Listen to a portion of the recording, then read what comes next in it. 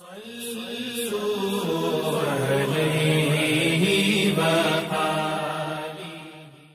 اللہ الرحمن الرحیم۔